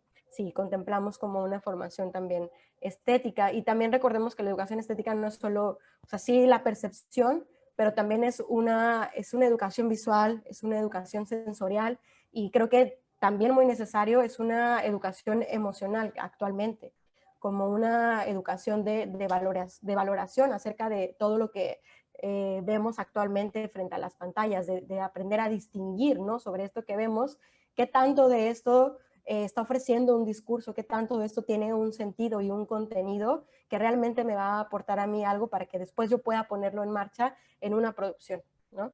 Bueno, un poco como en esta primera reflexión. Y respondiendo a tu pregunta, sí, también como les mencionaba, pues yo estoy dando clases actualmente y ha sido todo un reto. Sin embargo, bueno, pues yo, digamos que mi metodología, como partiendo de la educación estética, es siempre trabajar desde 2 fases. Uno es el colectivo y otro es el individual, ¿no? Sobre todo, como si parto de una fase primera en lo individual, después lo llevo al colectivo y después trato de volver al individual para dar como este sentido recursivo, ¿no? De cómo se aprecia, cómo se trabaja desde mis propios intereses y cómo se vincula con la comunidad, con los demás, con el colectivo. En ese sentido, creo que actualmente ha sido un poco difícil llevar esos procesos colectivos, pero lo que siempre va a haber ahí es lo individual, es el yo, es el cuerpo, es mi voz, y es una de las cosas en las que más he estado haciendo énfasis. Creo que si bien hay, no sé, como formas en las cuales podemos aludir todavía a lo colectivo, desde estas pizarras en donde se pueden intervenir, o desde videos que se pueden hacer con fragmentos de todos, buscar las formas de los procesos colectivos, sí me he estado enfocando más en el trabajo individual, porque justo al estar ahí presentes los chicos y las chicas frente a la cámara, está en su imagen, pero parece que sus cuerpos no están, ¿no? O ellos no están en sus propios cuerpos. Entonces, yo desde mi trabajo con las artes escénicas, con el teatro en específico, también trabajando un poco desde la soma estética, como de, bueno, la respiración, el cuerpo, el estar presente, aunque en este momento no esté presente con los demás, con la respiración, con la voz, sí estoy presente yo conmigo mismo aquí, ¿no? Y si es una imagen la que está ahí, y a lo mejor no nos podemos tocar, pero es una imagen cargada de tu cuerpo, de tu sensorialidad. Eso es por un lado, y por otro lado también el cotidiano, ¿no? Lo que hablaba también al inicio, esta posibilidad de no solo el estudio de las obras de arte, sino del cotidiano, lo que tenemos aquí alrededor, y es lo que actualmente pues no hay más que nuestro cotidiano, que nuestra casa, que nuestro hogar, que nuestras 4 paredes. ¿Cómo podemos transformarlo por medio de la imaginación? O sea, cómo este espacio puedo volverlo de pronto un escenario, cómo estos relaciones que se viven en la cotidianidad con su familia, con las personas con las cuales están conviviendo y compartiendo el espacio, pueden ser también detonantes para generar escenas, en este caso que es el del teatro, o pues trabajo también mucho con coreografía, cómo a lo mejor un movimiento que hago todo el tiempo frente a la pantalla, lo puedo volver ahí movimiento que después se vuelve, empieza a ser una coreografía y cómo se transforma, ¿no? O sea, solo como por poner algunos ejemplos de lo que tenemos. Tenemos que trabajar con lo que hay, y si lo que hay es la cama, pues entonces se trabaja con la cama, o si lo que hay es un librero detrás, pues ¿qué puedes hacer con ese librero detrás? Sí, Un poco. perdón, un minuto para que concluyas, por favor, para poder... Ya, sí, bueno, pues eso, como un poco trabajando muy centrada en lo individual actualmente, generando algunos momentos de colectividad en medida de lo posible y desde el cotidiano, desde lo que hay en el entorno, en lo inmediato. Muchas gracias. A ti. Gracias Itzel por la pregunta, gracias Lisa, me parece que hay una profundidad extraordinaria y me quedo mucho con la reinvención, ¿no? Reinventar las clases, reinventar la metodología, reinventar la estética, ¿no? Creo que hay muchas cosas ahí y yo creo que hay una discusión muy profunda en ese orden que ameritaría a lo mejor un buen café, ¿no? Tal vez en ese orden. Voy a pedirle, bueno, dar las gracias a Lisa por su participación, desde luego a la maestra en términos de su tema, y cederle la palabra al doctor Marentes para que nos nos comunique todo aquello que ha estado trabajando sobre estos temas. Doctor Marentes, tiene usted la palabra. Sí, ya, buenas noches. Bueno, el tema que a mí me toca abordar, porque tiene que ver con lo que trabajo, tanto en las clases como en lo que ahora nos está sucediendo, por eso el tema estaba vinculado a esta idea de posmanualidad en general, no solamente la posmanualidad escultórica. La escultura o la mano, por excelencia, en algún momento, era el elemento de trabajo. Se ha hablado también de esta tradición manual de la ejecución, pero en general la herramienta se inventa desde muy temprano. Todos los que vimos 2001, Odisea del Espacio, recordamos la herramienta primigenia, ¿no? Un fémur.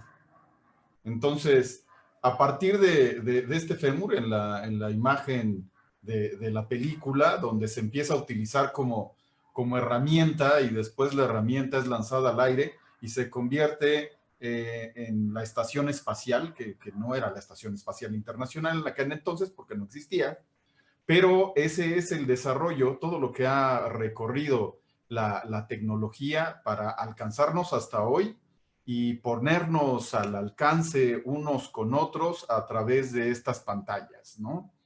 Entonces, cuando hablamos de lo escultórico, pues obviamente nos enfrentamos a ideas de la tridimensional, de la tridimensionalidad y de la ejecución manual.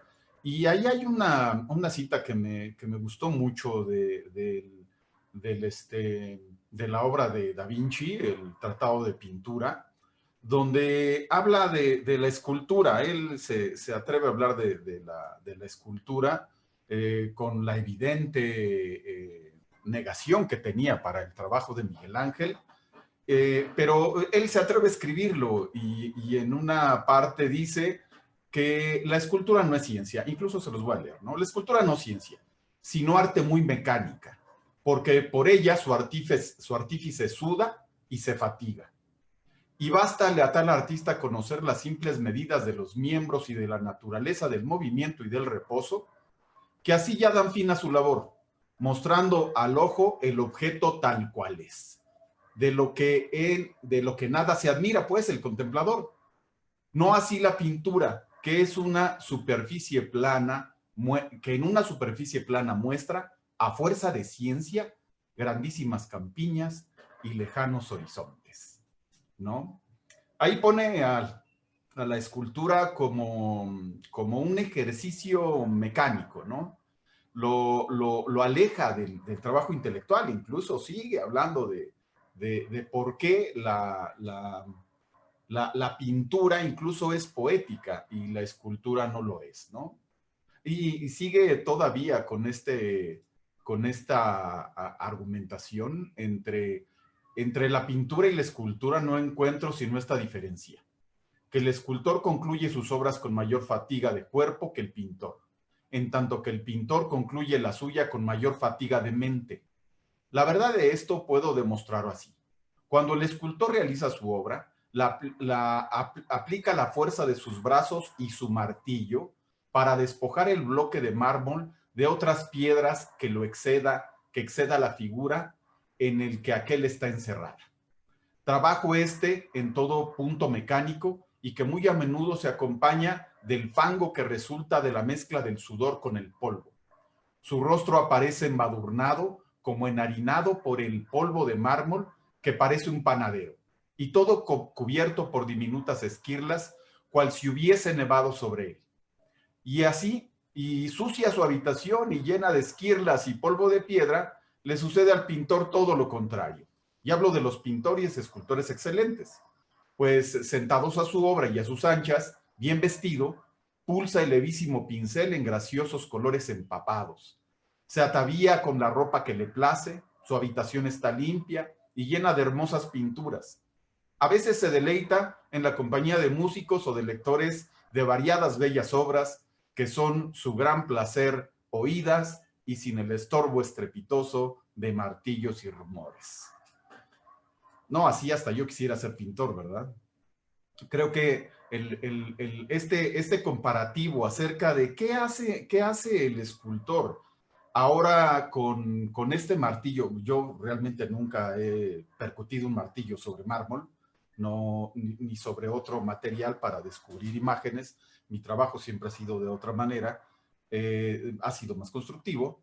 Pero en términos prácticos, este concepto que tenemos sobre la escultura y sobre la necesidad de ejecución nos enfrenta actualmente a problemas de manejo de tecnología, ¿no? Y manejo de tecnología desde lo básico, y el mismo Da Vinci cita al martillo y al cincel golpeando, y ese martillo y ese cincel fueron inventados mucho antes. Debemos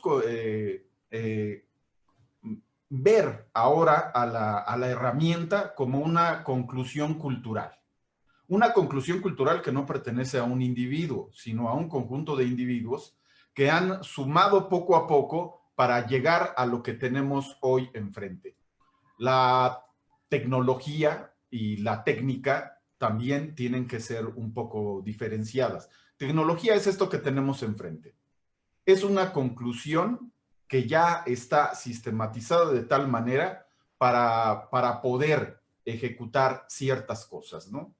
Incluso hay un libro muy interesante que escribe Mercedes Esquiaga, una periodista argentina, que se llama ¿Será del arte el futuro?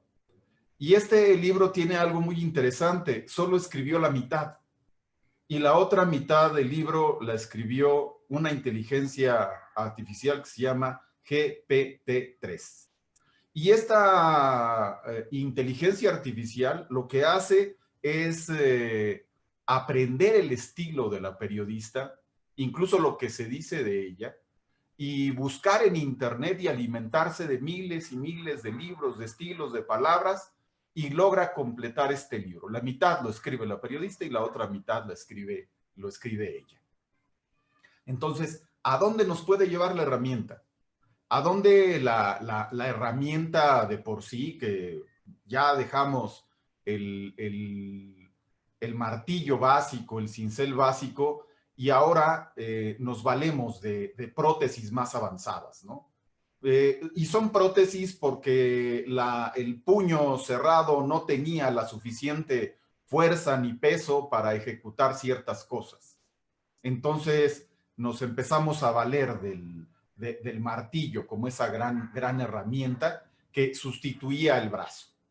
Y entonces se convierte en una prótesis. Ya no estamos tan desprotegidos. Y estamos rodeados de prótesis, ¿no?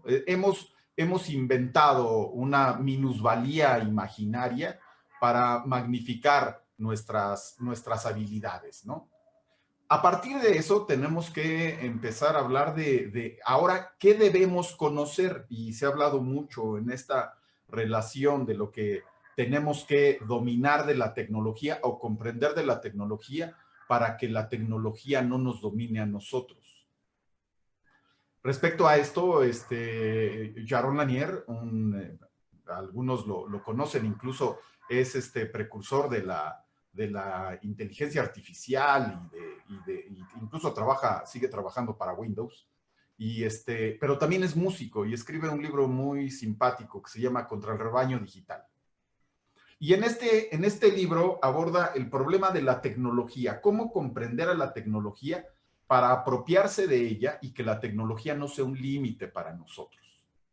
La tecnología, por supuesto, con todo este cúmulo de predeterminados, que no son predeterminados simples, son predeterminados culturales. Esos predeterminados nos han llevado a crear el Photoshop, por ejemplo, ¿no?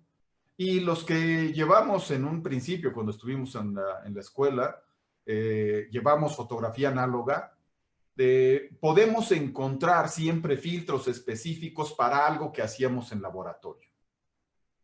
Estos programas lo que hacen es sintetizar una conclusión y mecanizarla, estandarizarla a través de un algoritmo. Entonces, Jaron Lanier aborda este problema de los programas como un gran límite. Realmente habla incluso del sistema MIDI, él también es músico, habla del sistema MIDI como este límite que se le pone a la creación musical. Ya solamente se puede vaciar música en estos sistemas. Y a diferencia de lo análogo, que sigue siendo muy rico, los armónicos generados por los instrumentos de percusión, de viento, son muy diferentes y siempre tendrán mayores matices que lo que podemos introducir como información en una computadora. Entonces, ¿qué le compete ahora a dominar al escultor? ¿Contra qué se enfrenta? El enfrentamiento que tenemos en general para poder producir es que tenemos un conflicto ahora de lo que implica ser escultor en la actualidad. Obviamente ya hay sistemas CNC hasta de 7 ejes que pueden replicar el David de Miguel Ángel. De hecho, hay una empresa en Florencia que se dedica a hacer reproducciones del David con la precisión exacta de un CNC de 7 ejes para poder hacer todo el detalle y hacer una copia exacta de ese David. Entonces, esa ejecución con la que se enfrentaban en el Renacimiento para poder generar tridimensionalidad ha cambiado muchísimo. Pero concibiendo a la herramienta como este conjunto de conclusiones culturales que nos son otorgadas, la sociedad nos otorga esas facilidades. Estos procesos CNC actuales pueden ser de una gran herramienta, para poder, en estos momentos de encierro, poder seguir creando fuera de la ejecución, poder seguir creando, planeando lo que puede ser, lo que podríamos ejecutar, llegado el momento, ojalá no se prolongue mucho, pero llegado el momento podríamos ser ejecutores que planearon esta tridimensionalidad, sea dada como sea dada, a partir de programas de modelado digital y de cálculo. Y se ha hablado mucho de esta necesidad de meternos en la programación y de meternos en el cálculo. Es cierto, yo he tenido alumnos, sobre todo en la carrera de diseño, que han llegado a decir que eligieron esa carrera porque no querían nada que ver con las matemáticas, no querían ver las matemáticas en ningún lado, ¿no? Y ahí hay una contradicción, por supuesto que las matemáticas no nos podemos deshacer de ellas. Las matemáticas son necesarias en todas las áreas del conocimiento. Entonces, ahora con estos nuevos programas, por ejemplo, el diseño paramétrico que se está utilizando mucho en escultura, que requiere, como decía la doctora Blanca hace un momento, necesita nuevos conceptos también para poder abordar la parametría matemática, que a mí me fascina este concepto que se maneja plugins como el Grasshopper, que tienen ahora, si alguien me hubiera dicho que de veras iba a comprender bien el uso del seno, el coseno y la tangente, porque hay resultados visuales en estos programas, yo lo hubiera aprendido mejor. Pero las matemáticas fueron como áridas. Sí, es cierto, nunca sabíamos para qué íbamos a utilizar esos cálculos. ¿Por qué? Pues porque la educación secundaria nos daba ciertas capacidades muy limitadas para insertarnos en la sociedad y pues no veíamos el alcance de una operación de tercer grado, ¿no? Pero a este nivel donde nos enfrentamos con la tecnología y nos vemos en la necesidad de intervenirla para ser creadores activos y no creadores de predeterminados, y creo que se dan creadores predeterminados en todas las áreas. En todas las áreas hay creadores que tienen digamos, elementos que solamente manipulan de manera sencilla, y creo que el compromiso va un poco más allá. ¿Hasta dónde puede llegar la escultura de esta manera? Obviamente no diría en ningún momento, no me atrevería a decir que abandonáramos los antiguos oficios de la escultura. Creo que también para mí siguen siendo fascinantes. El tener la calma, el sosiego, la sabiduría, el desempeño manual para poder ejecutar piezas escultóricas en esta dimensión. Pero hoy por hoy tenemos un reto frente a nosotros. ¿Qué podemos hacer cuando el distanciamiento social nos quita la facilidad del trabajo en equipo, por lo menos en equipo directo? Estos equipos que tenemos que generar ahora a distancia nos obliga a generar idiomas, documentos, planes, con los que podamos llegar a una creación indirecta, una planeación a distancia, para que haya ejecutores también que conozcan estas mismas herramientas y puedan llevar a cabo nuestros objetivos. Ahora, esto nos lleva a otro problema, por supuesto: la negociación de la propuesta artística. La propuesta artística tradicional pues se basaba en la creación de elementos artísticos, una serie para que se demostrara que teníamos una idea o un discurso definido y empezar a exponer o defender nuestras propuestas ya con la obra en la mano. Estos nuevos procesos nos obligan a trabajar en otro sentido, a trabajar más en el sentido de la puesta en escena, ¿sí? Los que tenemos también experiencia sobre la escenografía, sabemos que nadie nos va a dar un centavo si primero no demostramos en qué nos vamos a gastar el dinero. Entonces, necesitamos generar presupuestos, necesitamos generar planes, necesitamos generar planos de construcción, incluso hasta un plan de gastos, una ruta crítica para llegar a ejecutar nuestras propuestas en escena. Ahora, con este nuevo planteamiento, tendríamos que pensar en previsualizar las propuestas y de vender primero las ideas para lograr las obras. No como en el modelo anterior, que por supuesto que sigue siendo válido. No creo que en el arte haya algo que desplaza a lo siguiente. No estaríamos hablando como de algo superior. Estamos hablando siempre de una opción. El arte siempre plantea opciones. Y entonces en esta nueva opción nos vemos obligados a manejar también los recursos discursivos y los recursos tecnológicos para convencer a un conjunto de creadores, y incluyo a la creación, a todos estos tecnólogos y técnicos que nos pueden ayudar a ejecutar esta obra. Así como la mencionada periodista Mercedes Esquiaga se valió de un programador que pudiera cargar en este sistema de inteligencia artificial, que pudiera cargar todos sus escritos, todo su estilo y toda su manera de escribir para que la inteligencia artificial escribiera lo que restaba del libro. Esto resulta muy interesante porque también, dicho sea de paso, podemos hablar de mayores alcances. Bajo este modelo de diseño digital hacia la escultura podría ejecutarse en cualquier parte del mundo, no solamente en lo inmediato. Podemos salir a la empresa inmediata que se dedica a, sobre todo ahora que están proliferando los Fab Lab, donde ya hay diferentes tipos de CNC, hasta de corte de agua y plásticos y muchos otros materiales.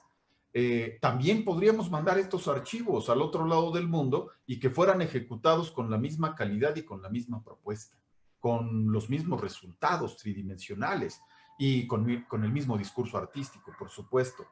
La idea de no meter las manos obviamente hace ruido a muchos creadores de las artes plásticas. A lo mejor a los creadores de las artes escénicas no les hace ruido, pero a los creadores de las artes plásticas esta idea de no tener este compromiso físico con el material puede resultar como no parte de nuestro quehacer. Y por supuesto también tiene que ver con la frontera de lo escultórico. ¿A qué definimos como escultórico? ¿A dónde queremos llegar con estas propuestas que de alguna manera lo que están proponiendo es abordar el espacio de manera creativa, con nuevos soportes, con nuevos materiales y con nuevos procesos? En ese sentido, un poco tratando de ser más claros y ya para cerrar un poco en las conclusiones, es que si tenemos las ventajas tecnológicas actuales, habría que tomarlas de la mano. Creo que la tecnología podríamos verla de manera fatalista, podríamos vernos como tecnófilos, y también esa podría ser una gran ventaja. Y ese podría ser una manera de ser virtuoso con la tecnología.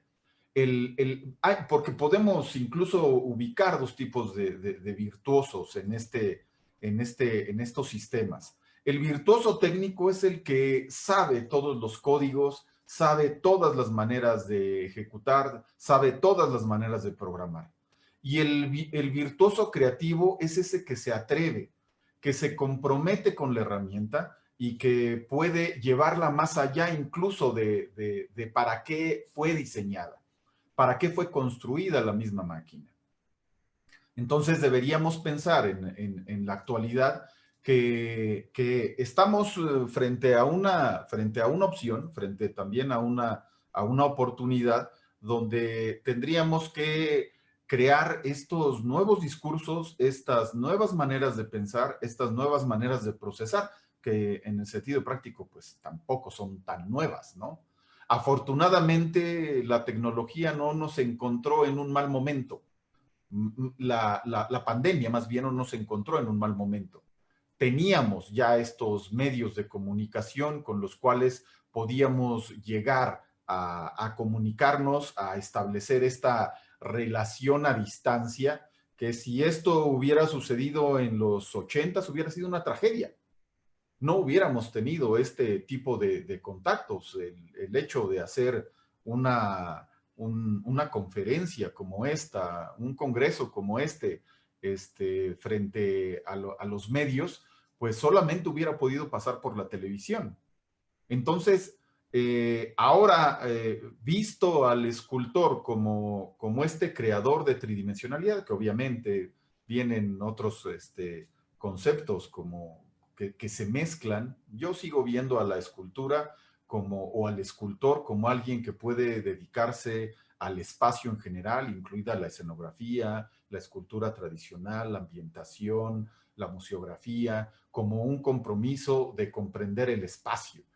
Y obviamente esto toca muchas otras disciplinas como las artes escénicas, el performance y la arquitectura, ¿no? Entonces, ahí es donde quisiera cerrar con lo que estoy proponiendo para dar paso a las preguntas.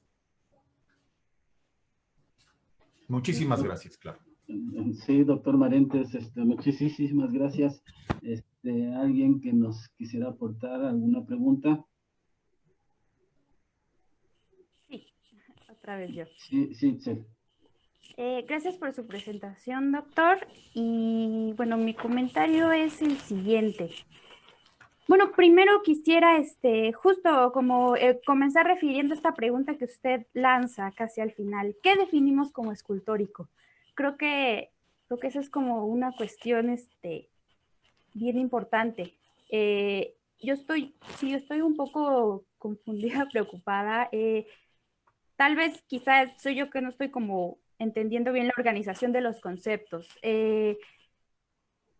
Usted plantea inicialmente la escultura como esta dimensión de tridimensionalidad y la ejecución manual, que son elementos que por supuesto, o sea, indudablemente tiene la escultura.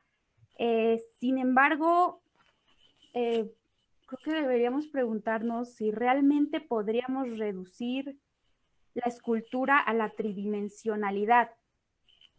Yo creo que no, y creo que usted mismo lo plantea cuando menciona que el escultor puede enfocarse en otras áreas del estudio del espacio en general, como la escenografía. Entonces, si contrastamos espacio contra tridimensión, yo creo que la noción de espacio es mucho más útil y la noción de tridimensión ya nos estaría quedando como bastante superada en términos de que, bueno, ya creo que podríamos llegar a cierto entendimiento o acuerdo de que una escultura no solo es un algo que está hacia adentro, en profundidad, altura y largo, sino que para percibirla, para experienciarla, pues tenemos que recorrerla. Y al recorrerla ya incluimos por fuerza otra dimensión que es el tiempo. Entonces, creo que reducir sí la escultura a esta cuestión de tridimensionalidad, pues yo creo que sí muchos, o sea, todos los que hacemos este trabajo, incluyéndolo por supuesto usted, sí tenemos clara esta conciencia, ¿no? De que la escultura implica también no solo el objeto, sino el recorrido. Y lo mismo me pasa un poco con esta situación de la ejecución manual. Por ejemplo, tengo por aquí, esto es pues una impresión 3D. Y cabría preguntarnos en términos de habilidad manual si podríamos considerarlo como una escultura. Pues en términos de habilidad eminentemente manual, pues implicó el aprender a teclear, ¿no? Esta como mínima parte de la programación, que no es nada mínima es en relación a la complejidad del aprendizaje, pero pues lo de teclear pues es un poco mecánico, podría ser así. Y si partimos de este hecho de que ya podríamos considerar bueno, más bien es una pregunta, ¿podríamos considerar a estas impresiones o, bueno, no tengo claro si es un proceso de impresión o de qué proceso de construcción es que usted menciona, por ejemplo, del David de Miguel Ángel, si eso seguirá siendo escultura, o sea, cuando no implicó un virtuosismo ni técnico ni sensible de parte de el que podremos nombrar como artista, sino más bien de los técnicos que se encargaron de todo el proceso. Entonces, sí, yo entro ahí como un poco en contradicción con estas ideas. Y a mí yo también soy de esta idea de pensar un poquito que vamos a planear, vamos a, digamos, a generar recursos en lo que pasamos esta situación de pandemia que obviamente nos está imposibilitando en nuestras prácticas de muchas maneras, pero a veces surge la pregunta, la pandemia perdón, doctor, sí, la pregunta es concretamente, imaginando que esta situación se prolongara indefinidamente, o sea, encierro indefinido, se quedaría, digamos, eliminada la escultura, o sea, haríamos pura planeación o sí existiría como alguna forma de reinventar, un poco citando esta ponencia anterior, reinventar esta estrategia de producción artística. Una moción rápido antes de continuar, nada más es que tenemos que terminar a las 7 en punto, entonces por favor las respuestas muy breves porque tenemos otra mesa a las 7 de 7 a 8. De cualquier modo hay una, por cierto, rápido doy el anuncio, hay unos encuentros la próxima semana que intentan justamente prolongar quizás una discusión o hacer una mesa redonda más abierta en donde se puedan vertir algunas de estas inquietudes que quedan pendientes en las sesiones y a las cuales están todos invitados. Y bueno, le doy ahora sí la palabra al doctor Marites. Sí, gracias. Yo me refiero en general a lo tridimensional como esto que vemos en la pantalla, que simula tridimensionalidad. También el trabajo que hacemos con los programas 3D, están simulando tridimensionalidad porque realmente lo estamos viendo en una pantalla plana. Entonces, cuando hablamos de espacio, por supuesto, también mis alumnos de arquitectura, por ejemplo, están pensando solamente en construir casas, o sea, físicas, ¿no? Pero ya el trabajo de la arquitectura ya tiene mucho trabajo en el cine. O sea, los ambientes generados de manera virtual en el cine, que son bidimensionales, pero se generan bajo conceptos tridimensionales de volumen y de tiempo, por supuesto, porque tiene que ver con el cine, se están generando también esas oportunidades de imagen, esas oportunidades de construcción volumétrica. Entonces, el escultor, por supuesto que yo no creo que se acabe en ningún momento, el problema de esta tridimensionalidad, porque yo también sigo trabajando y ahora hay servicio de manufactura aditiva y sustractiva para poder ejecutar lo que quiero. Entonces, estos procesos CNC, que la impresión 3D es manufactura aditiva como concepto. ¿Por qué? Porque va adhiriendo material para construir. Y la manufactura sustractiva es el CNC tradicional, el corte láser, el corte de agua. Esa es manufactura sustractiva. Que los más elaborados, como los mencionaba hace un momento, tienen que ver con los brazos robóticos de 7 ejes que pueden cavar hasta en el rincón más inaccesible e incluso para la mano. ¿Sí? ¿Cuál es la ventaja? Porque hay muchas ventajas en estos procesos. Hay cosas que no podríamos hacer. La manufactura aditiva, por supuesto, tiene una gran ventaja hasta para la mecánica, que se pueden lograr piezas sólidas con elementos interiores que no se pueden fabricar por ningún otro sistema. Y ya se están hasta inventando motores de una sola pieza, o sea, no de una sola pieza en términos de que no se mueven, sino de sistemas que tienen piezas interiores que nacen dentro de los sistemas. ¿Sí? Entonces, esa es la gran ventaja de estas tecnologías. ¿Cómo vamos a utilizarlas ahora, desde mi posición, para seguir siendo escultores? Porque seguimos teniendo el mismo problema. Ha cambiado la materialidad, pero seguimos teniendo el mismo problema. ¿Cómo vamos a seguir siendo lo que somos? Tenemos la responsabilidad de serlo. ¿Sí?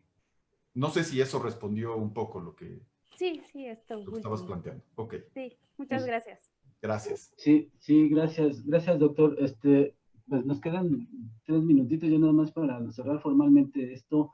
Lamentablemente el tiempo, tanto Hawkins como Renato Leduc y como todos ellos que han hablado de él, es un tirano enorme, ¿no? Entonces, yo quiero agradecer a todos su participación, a César por la invitación, por los ponentes, a todo este cúmulo a una playa de que está en este orden, y a la propia universidad, agradecer a nuestro coordinador, el doctor Yuri, a la unidad de posgrado, y bueno, pues aquí estamos y seguimos, afortunadamente.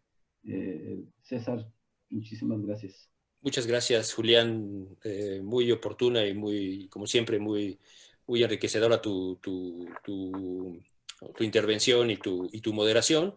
Sí, nos quedamos con muchas cuestiones. Esta es una mesa súper interesante. Yo traía ahí unas cosas heideggerianas totalmente pertinentes al tema, porque Heidegger ha revisado todo este problema de la tecnología y yo creo que hay que regresar a Heidegger para plantear estos problemas justamente, sobre todo en términos de autonomía y de inclusión en lo social, que él criticaba tan fuertemente, pensando en estas no tan nuevas, como decía el doctor Marentes, no tan nuevas tecnologías. Yo todavía soy de la época en donde les llamábamos nuevos medios, y pues ya eso hace 20 años ya dejaron de ser nuevos medios, pero de cualquier modo lo seguimos. ¿Perdón? Igual que nosotros. Igual que nosotros, exactamente, pero bueno, de cualquier modo, están planteándonos nuevos retos y nuevas maneras de concebir los objetos y la no objetualidad, ¿no? Es decir, la desaparición de los objetos, no solo en términos digamos, de proceso visible, sino justamente en algún momento, lo citaba en otra charla, cuando la máquina, o no la máquina, sino la fábrica postfordista se desarticula y empieza a generar procesos de subjetivación en el ensamblaje del producto. En ese momento, yo decía, comienza, digamos, la migración de un entorno directamente, digamos, físico o de distribución física a un tercer entorno que le llaman algunos autores, ¿no? Un entorno electrónico. Es decir, se está prefigurando ya el uso de estos medios. Es decir, el uso de estos medios es previo incluso a la difusión, porque sí, en ese momento ya estaba también generándose las nuevas computadoras. En fin, es un tema riquísimo y yo creo que ha sido muy, muy interesante la intervención de todos ustedes el día de hoy. Y bueno, no me queda más que agradecerles, invitarles a la mesa siguiente, que es una presentación en vivo, performática, justamente para que tengamos otras maneras también de vincularnos desde las piezas que podemos generar en estos medios que ahora están además sobresaturados también de este tipo de piezas, pero está bien porque pues eso implica la experimentación. Entonces, bueno, muchísimas gracias y los esperamos mañana en las siguientes mesas. Ustedes tienen los accesos para poder entrar a las salas de Zoom y si no, en la página de Facebook. Y bueno, muchas gracias y nos vemos pronto.